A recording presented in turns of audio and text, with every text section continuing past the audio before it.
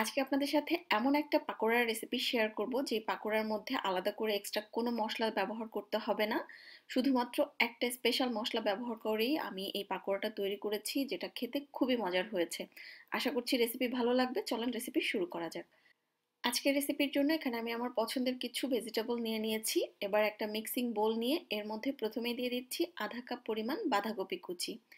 এবার এর মধ্যে দিয়ে দিচ্ছি আধা কাপ পরিমাণ পেঁপে কুচি। দিয়ে দিচ্ছি আধা কাপ পরিমাণ গাজর কুচি।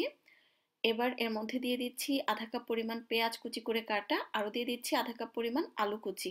আপনারা আপনাদের পছন্দ মতো অন্য যে কোনো সবজিও অ্যাড করতে পারবেন।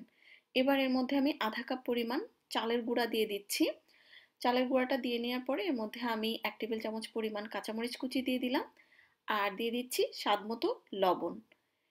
আজকের এই পাকোড়ার মধ্যে আমি আলাদা করে কোনো ধরনের কোনো মশলা ব্যবহার করব না, শুধু ব্যবহার করব ম্যাগির স্বাদে ম্যাজিক সিজলিং মিক্সটা।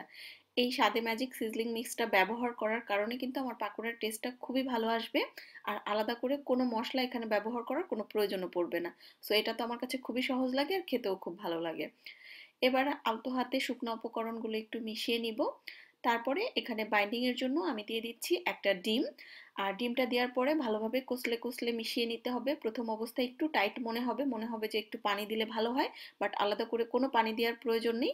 আস্তে আস্তে দেখবেন সবজিটা নরম হতে থাকবে এবং সবজি থেকেই কিছুটা পানি ছাড়বে এবং একটা পর্যায়ে এরকম একটা পারফেক্ট বাইন্ডিং এ চলে আসবে। তো দেখতেই পাচ্ছেন সবজি অনেকটাই সফট হয়ে গিয়েছে, এখানে পাকোড়ার একটা শেপ দেওয়া যাচ্ছে। যখন এরকম হয়ে যাবে ওই পর্যায়ে বুঝতে হবে পাকোড়া ভাজার জন্য রেডি।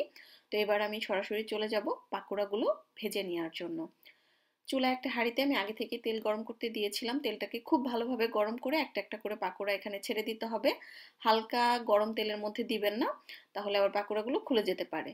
সো দুটো পাশ উল্টে পাল্টে লালচে করে যখন ভেজে নেওয়া হয়ে যাবে ওই পর্যায়ে তেল থেকে তুলে নিতে হবে। আর এই তো এভাবেই আমি সবগুলো পাকোড়া ভেজে নিয়েছি। খুবই সিম্পল একটা রেসিপি, বাট এটা খেতে খুবই মজার। আপনারা ট্রাই করে দেখতে পারেন, আশা করছি ভালো লাগবে। আজকে বিদায় নিচ্ছি, সবাই খুব ভালো থাকবেন। আল্লাহ হাফেজ।